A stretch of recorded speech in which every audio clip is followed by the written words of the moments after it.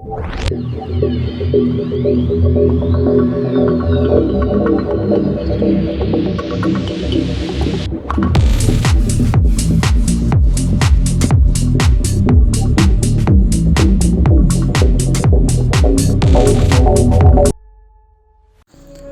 Propulsion laboratory വികസിപ്പിച്ചെടുത്ത 1.8 kilogram മാത്രം ഭാരമുള്ള ഒരു കുഞ്ഞൻ ഹെലികോപ്റ്ററാണ് ഇൻജെന്യൂറ്റി.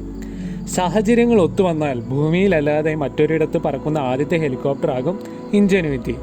ഫെബ്രുവരി 18, 2021 പെർസീവിയറൻസിനോടൊപ്പം ബോൾട്ട് ചെയ്തു വെച്ചിട്ടുള്ള ഇൻജെന്യൂറ്റി പെർസീവിയറൻസിനോടൊപ്പം തന്നെ ചൊവ്വയിലിറങ്ങി. ചൊവ്വയിലെ ഒരു ദിവസത്തെ ഒരു സോൾ എന്നാണ് വിളിക്കുക. ഒരു സോൾ 24 മണിക്കൂറും 39 മിനിറ്റും 35 സെക്കൻഡും ദൈർഘ്യമേറിയതാണ്. ഭൂമിയിലെ ഒരു ദിവസത്തേക്കാൾ 3% ദൈർഘ്യമേറിയതാണ് ചൊവ്വയിലെ ഒരു ദിവസം. ചൊവ്വയിൽ 60 സോൾ കഴിഞ്ഞതിന് ശേഷം മാത്രമാകും ഇൻജെന്യൂറ്റി പെർസീവറൻസിൽ നിന്നും വേറിടുക. ഇൻജെന്യൂറ്റി ഹെലികോപ്റ്ററിനെ മാസങ്ങളോളം ചുമന്ന് അതിനെ ചൊവ്വയിൽ സുരക്ഷിതമായി ഇറങ്ങാൻ പറ്റുന്ന സ്ഥലം കണ്ടുപിടിച്ചതിന് ശേഷം അതിനെ ചൊവ്വയുടെ മണ്ണിൽ സുരക്ഷിതമായി ഇറക്കിയതിന് ശേഷം പെർസീവിയറൻസ് ദൂരേക്ക് മാറിപ്പോകുന്നു. ശേഷം ഇൻജെന്യൂറ്റി സോളാർ പാനലുകൾ ഉപയോഗിച്ച് സ്വയം എനർജി ഉൽപ്പാദിക്കാൻ തുടങ്ങുന്നു. 10 മാസത്തോളം ചുമന്ന് ഒരു അമ്മ കുഞ്ഞിനെ പ്രസവിക്കുന്നു. ശേഷം കുഞ്ഞ് സ്വയം പര്യാപ്തത നേടുന്നത് പോലെയാണ് എനിക്ക് ഇതിനെ ഉദാഹരിക്കാൻ സാധിക്കുന്നത്. 5050 ലക്ഷം കിലോമീറ്ററുകൾ സഞ്ചരിച്ച് ഇൻജെന്യൂറ്റി പെർസീവിയറൻസ് റോവറിൽ നിന്നും ചൊവ്വയുടെ മണ്ണിലിറങ്ങാൻ 13 സെൻറ്റിമീറ്റർ കൂടി യാത്ര ചെയ്യേണ്ടിയിരിക്കുന്നു. ഈ 13 സെൻറ്റിമീറ്റർ ആയിരുന്നു എഞ്ചിനീയേഴ്സിന് വളരെയധികം ചാലഞ്ചിങ് ആയിരുന്നത്. ഒരു ചെറിയ പൊട്ടിത്തെറിയിലൂടെ ഊരിപ്പോകുന്ന ബോൾട്ടുകളെയാണ് ഫ്രാഞ്ചി ബോൾട്ടുകൾ എന്ന് വിളിക്കുന്നത്. ഇത്തരം ബോൾട്ടുകളുടെ സഹായത്തിൽ പെർസീവിയറൻസിൽ നിന്നും മെല്ലെ വേറിടുന്ന ഇൻജെന്യൂറ്റിയുടെ ദൃശ്യങ്ങളാണിത്. പെർസീവിയറൻസിൽ നിന്നും മെല്ലെ വേറിട്ട് ഇൻജെന്യൂറ്റി തൻ്റെ 4 കാലുകളിൽ ചൊവ്വയിൽ ഇറങ്ങുന്നു. ഹെലികോപ്റ്റർ പറക്കുന്നത് വായുവിൻ്റെ സഹായത്തിലാണല്ലോ. ഭൂമിയിലെ വായുവിൻ്റെ ഡെൻസിറ്റിയുടെ 1% മാത്രമാണ് ചൊവ്വയിലെ വായുവിൻ്റെ ഡെൻസിറ്റി. അതുകൊണ്ട് തന്നെ ചൊവ്വയിൽ ഹെലികോപ്റ്റർ പറത്താൻ അത്ര എളുപ്പമല്ല. 500 റൊട്ടേഷൻ പെർ മിനിറ്റ് വേഗതയിലാണ് ഭൂമിയിലെ ഹെലികോപ്റ്റർ ബ്ലേഡുകൾ കറങ്ങുന്നത്.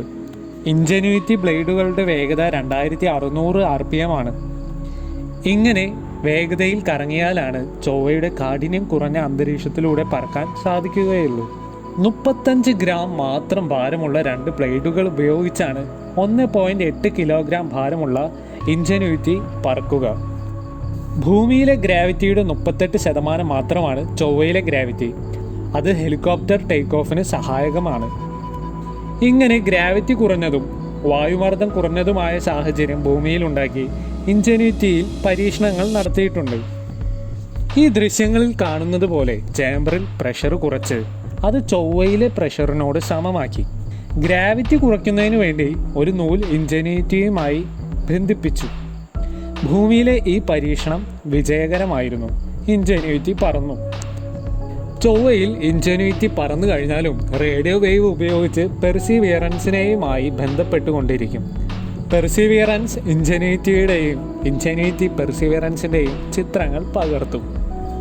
40 വാട്ട് ഹവർ ബാറ്ററികളാണ് ഇൻജെന്യൂറ്റി ഉപയോഗിക്കുന്നത്. ഏകദേശം 3 ഫോണുകളുടെ ബാറ്ററിക്ക് സമം.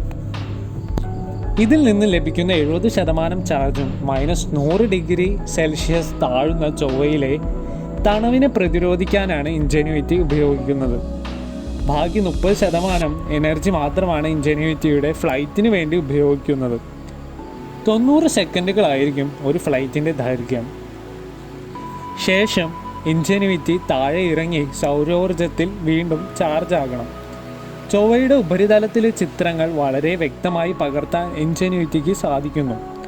ഒരു പക്ഷേ ഭാവിയിൽ മനുഷ്യൻ ചൊവ്വയിലേക്ക് ചേക്കേറുമ്പോൾ അവർക്ക് ആവശ്യമുള്ള സ്ഥലങ്ങളിലെ ചിത്രങ്ങൾ പകർത്തിക്കൊണ്ടുവരാനും ചെറിയ വസ്തുക്കൾ കൈമാറാനും സഹായിക്കുന്നത് ഇത്തരം ഹെലികോപ്റ്ററുകളായേക്കാം.